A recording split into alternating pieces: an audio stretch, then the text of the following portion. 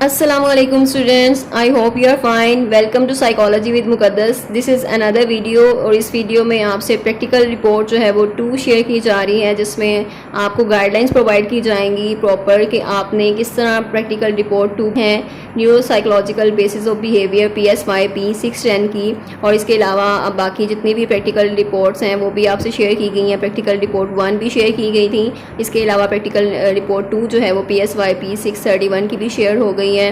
और अगर आपको नहीं मिली तो आप चैनल को वीडियोस में विज़िट कर सकते हैं, चेक कर सकते हैं वहाँ पर, और उसके लिए चैनल को आप बार बार जो है वो विज़िट आपको करना पड़ता है. तो इससे अच्छा है आप चैनल को सब्सक्राइब कर लें एक बार ही, और उसके बाद आपको वीडियोस जो हैं वो टाइम पर मिलती रहेंगी. आपको जो असाइनमेंट सॉल्यूशन या GDB सॉल्यूशन या क्विज़ वगैरह की फाइल्स अगर रिक्वायर्ड होंगी तो वो आपको ईज़िली इस चैनल से मिल जाएंगी. आपकी प्रिपरेशन जो अच्छी हो सकती है आपको, और ये सब कुछ फ्री ऑफ कॉस्ट है. ये नहीं इसकी कोई आपको फ़ी पे नहीं करना पड़ रही, और आप इजीली एक आपको आइडिया भी मिल जाता है. आपके लिए इजी हो जाता है कि आप उसको सॉल्व आउट कर सकें, असाइनमेंट को सॉल्व आउट कर सकें, आप अपनी प्रैक्टिकल को सॉल्व कर सकें और इजी उसको जो है वो सबमिट करवा सकें, और आपके जो मार्क्स हैं वो भी अफेक्ट ना हो और आपके मार्क्स अच्छे आएँ, उसमें फुल मार्क्स आपको मिले.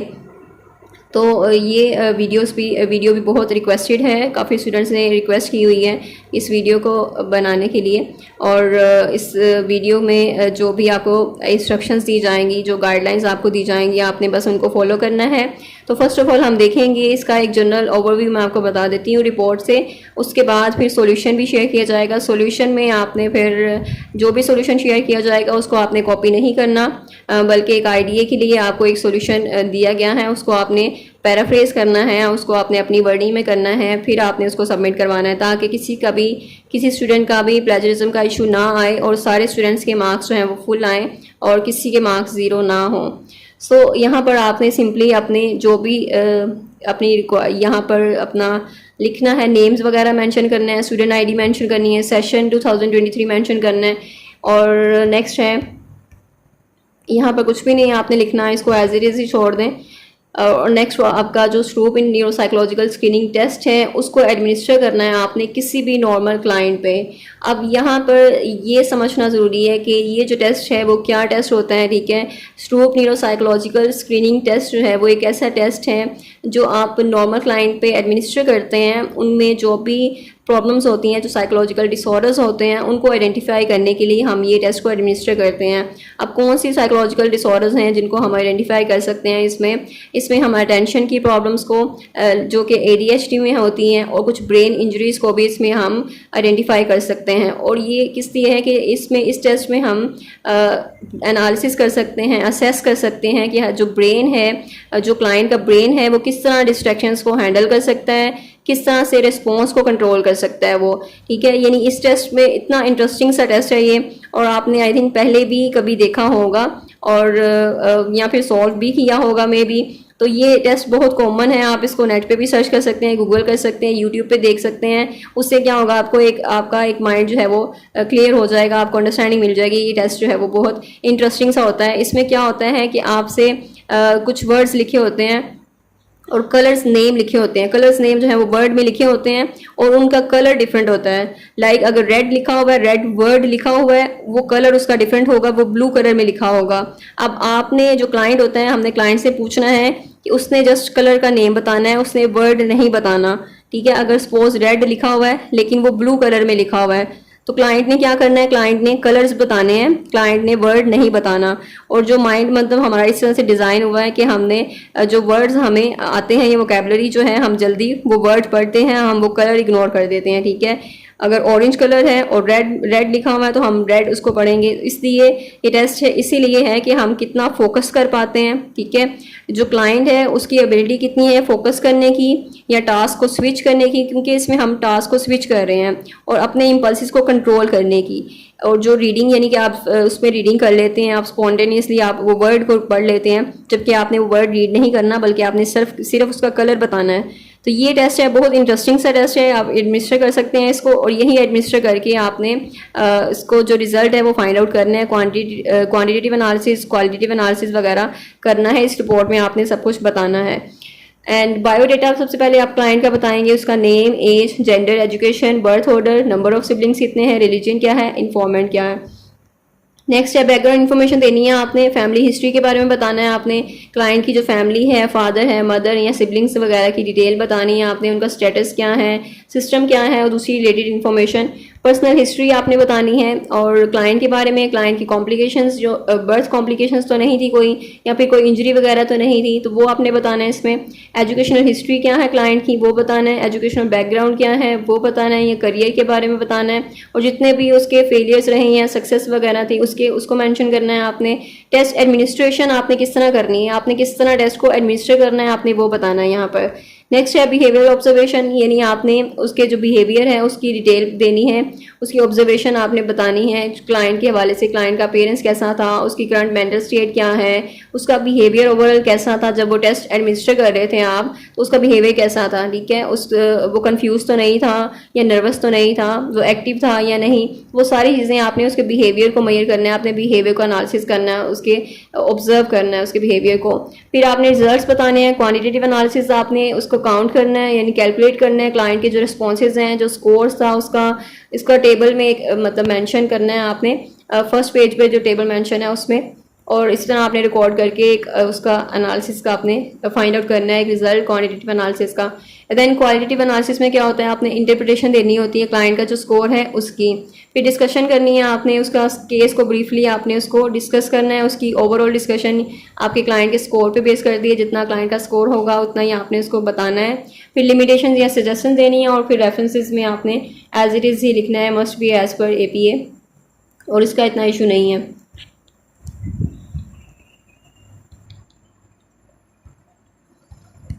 अब ये सॉल्व रिपोर्ट है, आपने इसको चेक करना है और इसमें जितनी भी चीज़ें हैं आप उसको देख लें।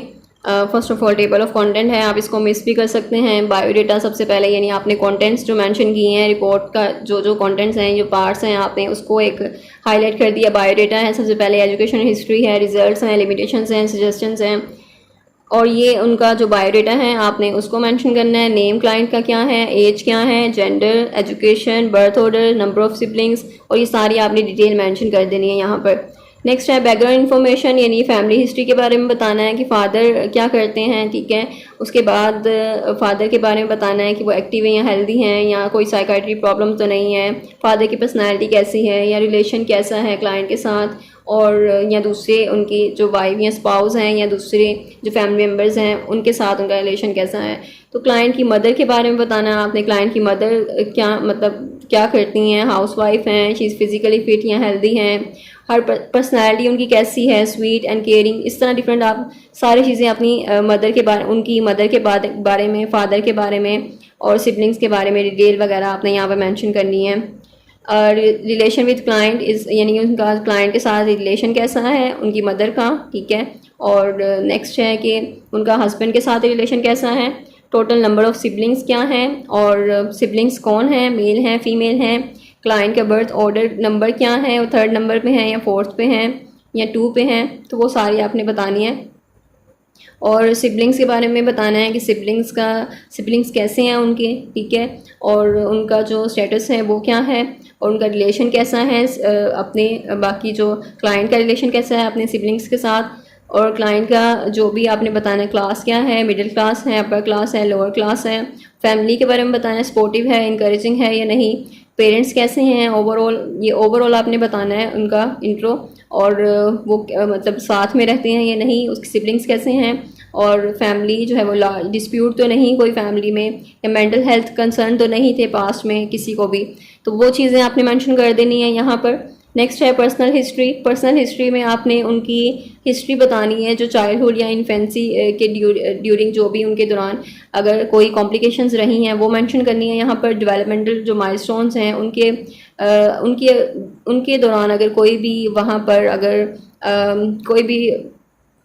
कोई भी चीज़ जो है, अगर कोई भी फ्लो पाया जाता है आपने उसको हाईलाइट करना है, ठीक है। आपने देखना है कि अगर उनकी सिटिंग या क्रॉलिंग, वॉकिंग या लैंग्वेज डेवलपमेंट जो है वो उतना ही टाइम पे हुई है जितनी बाकी बच्चों की होती है यानी उस एज में, तो ये प्रॉपर आपने इसको डिफाइन करना है। नेक्स्ट क्लाइंट की कॉग्निटिव और मोटर सोशल और जो इमोशनल डेवलपमेंट है उसके बारे में बताना है, और उसमें बताना है कोई डिलेज वगैरह तो नहीं फाइंड आउट किए हैं आपने, ठीक है, तो उसका आपने बता देना, मेंशन कर देना।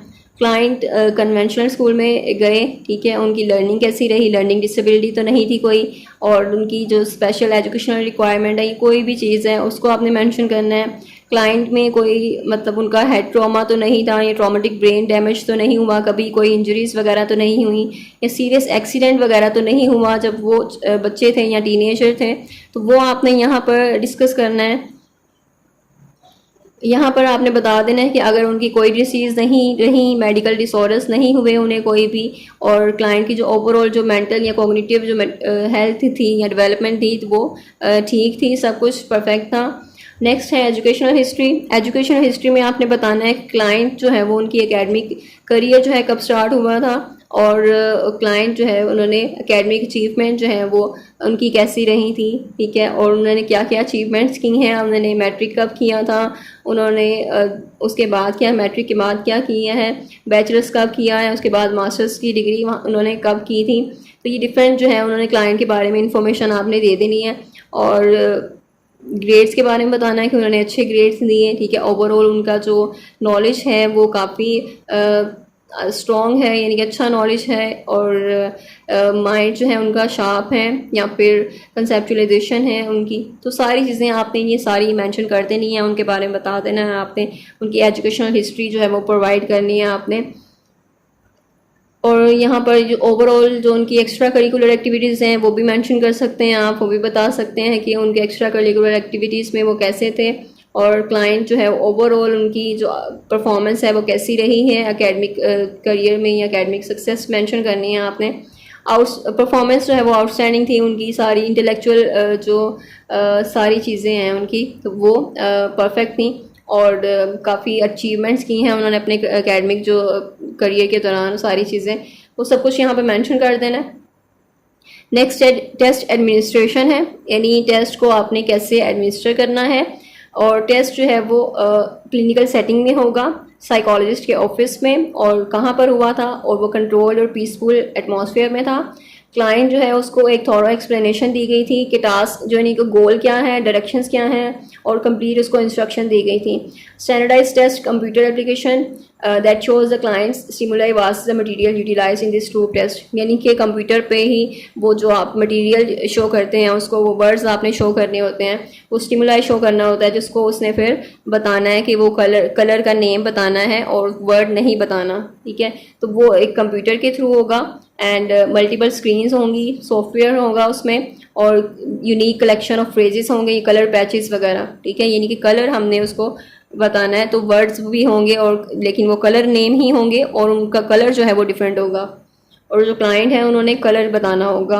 अब क्लाइंट जो है उनको नंबर ऑफ़ एक्टिविटीज़ दी जाएंगी ड्यूरिंग द टेस्ट, यानी कि इस टेस्ट के दौरान उन्होंने इस सारी जो चीज़ें आइडेंटिफाई करनी होंगी, जिसमें उन्होंने कलर को नेम बताना है, ठीक है, कि इंक जो है वो उसका इंक कौन सी यूज़ हुई है, वो आपने कलर बताना है, और वर्ड जो है स्क्रीन पे उसको नहीं बताना, ठीक है। उसकी टेस्ट जो है उसकी स्टैंडर्ड एडमिनिस्ट्रेशन होगी, इंस्ट्रक्शंस को फॉलो किया जाएगा, और जो रिजल्ट्स हैं उसकी वैलिडिटी या रिलायबिलिटी को भी मेंटेन रखना होगा, और एवरेज टाइम जो है उसको कंप्लीट करने का वो 5 मिनट्स होंगे।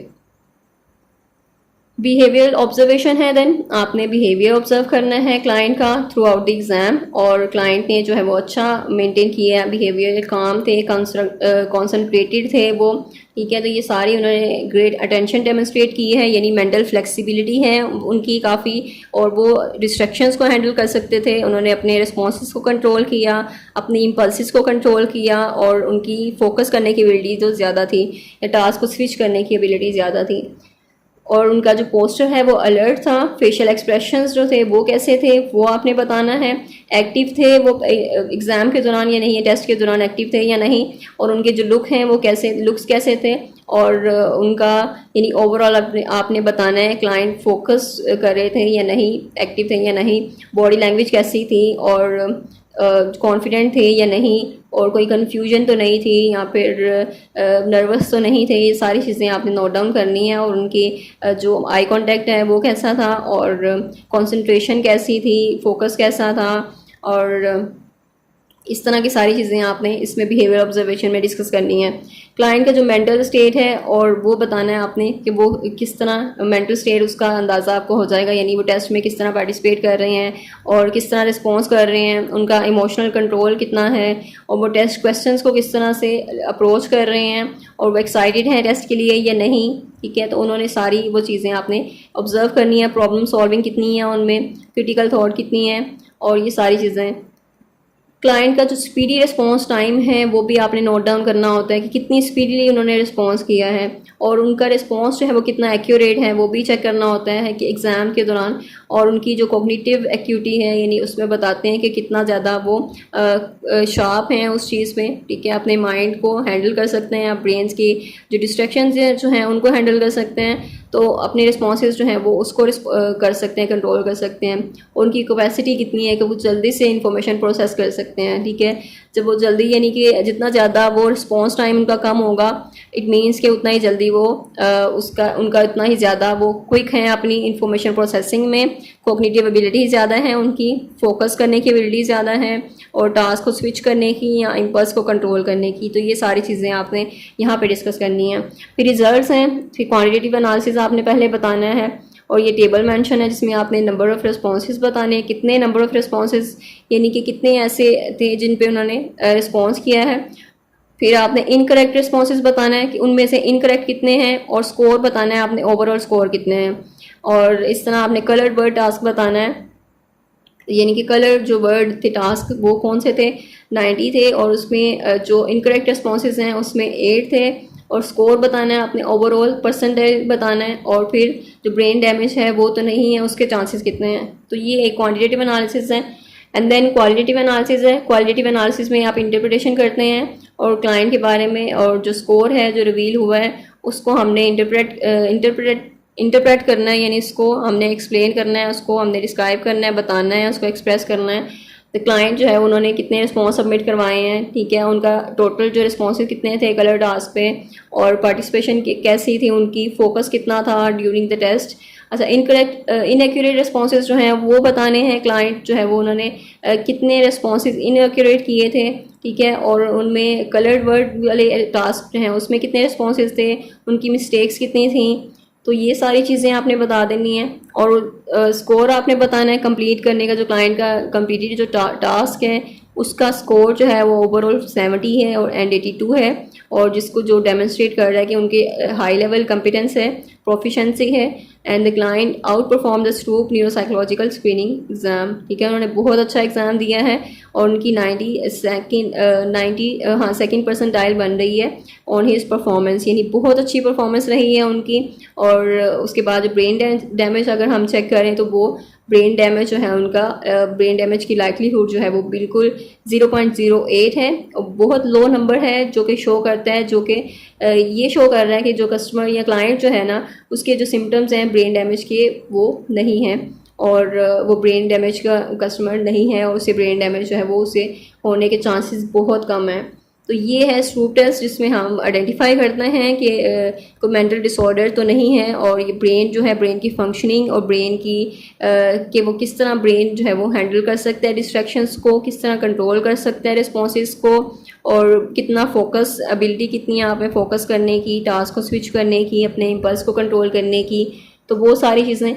नेक्स्ट है डिस्कशन में आपने वही सारी चीज़ें डिस्कस करनी है और आपने बताना है ओवरऑल जनरल उनकी परफॉर्मेंस के बारे में बताना है, करेक्ट रिस्पॉन्सेज के बारे में बताना है और उनकी जो परफॉर्मेंस है वो कैसी रही थी और अबव एवरेज है या फिर लो एवरेज है या फिर एवरेज है, तो वो आपने बताना है। और स्ट्रूप टेस्ट जो है वो उसके बारे में बताना है कि क्या इवेलुएट करता है।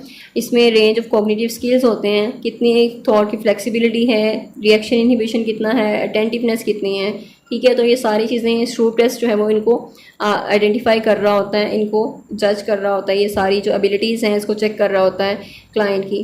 तो क्लाइंट ने किस तरह परफॉर्मेंस किया है, कितना अच्छा परफॉर्म किया है, इस चीज़ को चेक करना होता है। क्वान्टिटेटिव और क्वालिटेटिव एनालिसिस से इस चीज़ का पता चल जाता है हमें।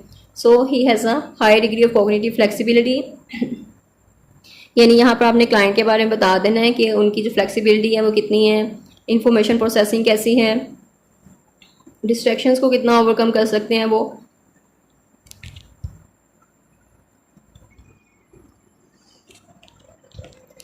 इसके बाद लास्ट जो हमारी चीज़ हैं वो लिमिटेशंस एंड सजेशंस हैं। लिमिटेशंस एंड सजेशंस में आपने उसकी लिमिटेशंस बता देनी है और यानी लिमिटेशंस उसकी क्या हैं और सजेशंस देनी है आपने। कुछ लिमिटेशंस हैं, कुछ सजेशंस हैं जो आपने कंसीडर करनी है इसमें, और वो है कि लिमिटेड इन स्कोप कि एडिशनल टेस्ट जो हैं may be required. Additional test भी हमें चाहिए ज़रूरी कि हम इवेलुएट कर सकें दूसरी जो एरियाज़ हैं जो कॉग्निटिव फंक्शनिंग की, और ये हमें क्योंकि थॉरो रिव्यू नहीं देता कॉग्निटिव डोमेन का, ठीक है। तो लिमिटेड स्कोप है इसका।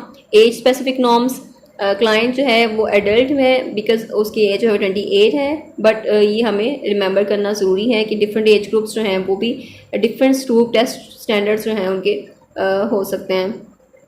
लैंग्वेज एंड कल्चरल एस्पेक्ट आपने चेक करना है और वर्ड्स एंड कलर्स के बारे में और जो हम यूज़ करते हैं। नेक्स्ट है टू प्रिवेंट पोटेंशियल बाइसेस, यानी हमने पोटेंशियल जो बाइसेस हैं उसको रिमूव करना है, उससे बचना है, उससे प्रिवेंट करना है। कॉन्टेक्चुअल डेटा है, स्टूप टेस्ट जो है वो इसमें इंसाइटफुल रिजल्ट देख सकते हैं हम, but it should be analyze in the context of other clinical and contextual data. इसमें हम दूसरी चीज़ें भी चेक करते हैं कि हमें एक थॉरो नॉलेज जो है वो मिले, ठीक है, क्लाइंट के बारे में, उसकी कॉग्निटिव एबिलिटी के बारे में, और हम खाली जो है वो स्टूप टेस्ट पे रिलाई नहीं कर सकते बल्कि दूसरी भी चीज़ें साथ में जो हैं वो सारी सपोर्ट कर रही होती हैं। नेक्स्ट है सजेशंस आपने देनी है, और सजेशंस में आपने बताना है कि जो भी सजेशन आप सजेस्टेड है कि फ़र्दर इवैल्यूएशंस भी चाहिए हमें उसके लिए, और फिर जो रिज़ल्ट्स हैं वो हम कंपेयर करते हैं ताकि हम इंक्रीज़ कर सकें हमारी डिपेंडेबिलिटी की स्टूप टेस्ट के ऊपर, स्टूप टेस्ट के रिज़ल्ट के ऊपर, ठीक है। इस तरह डिफरेंट टेस्ट हम एडमिनिस्टर करेंगे, उनका फिर रिज़ल्ट जो है वो कंपेयर करेंगे। इस तरह हमारे पास एक थॉरो असेसमेंट आ जाएगी क्लाइंट्स की कॉग्निटिव एबिलिटी के बारे में, और हमारे पास एक एक्यूरेट जो है वो रिज़ल्ट होगा, रिलायबल या वैलिड रिज़ल्ट होगा हमारे पास, ठीक है, जिसमें हम रिलाई कर सकते हैं। और उसमें मतलब सारी चीज़ें हम कॉग्निटिव एबिलिटीज़ या फ्लेक्सिबिलिटी, अटेंशन, उसकी एग्जेक्टिव फंक्शनिंग, वो सारी मेजर कर सकते हैं डिफरेंट टेस्ट के थ्रू। और फर्दर रिसर्च भी कर सकते हैं हम, डिफ़िकल्ट कॉग्निटिव एक्टिविटीज़ हैं अगर, वो भी रिवील करती हैं क्लाइंट्स की कॉग्निटिव स्ट्रेंथ को और शॉर्टकमिंग्स को when taking into account their IQ and smarts, ठीक है। जब हम उसका आईक्यू भी मेजर करते हैं तो वो सारी चीज़ें अगर हम मतलब स्टूप के टेस्ट के साथ दूसरे टेस्ट भी एडमिनिस्टर करते हैं तो फिर हम इस तरह काफ़ी चीज़ें हम इस तरह से फाइंड आउट कर सकते हैं। सो ये थी हमारी सजेशंस और लिमिटेशंस, और ये आपका जो प्रैक्टिकल रिपोर्ट है 2 कंप्लीट हो चुकी हैं। Share this video with other students ताकि बाकी स्टूडेंट्स को भी इसमें हेल्प मिल जाए, इजीली वो सॉल्व आउट कर सकें और अपने असाइनमेंट्स को जल्दी सबमिट करवा दें। And if you haven't subscribe this channel yet, तो आप उसको सब्सक्राइब भी कर लें ताकि बाकी भी वीडियोज़ आपको टाइम पर मिलती रहें। And thank you so much, अपना बहुत सा ख्याल रखें, दुआओं में याद रखें। अल्लाह हाफिज़।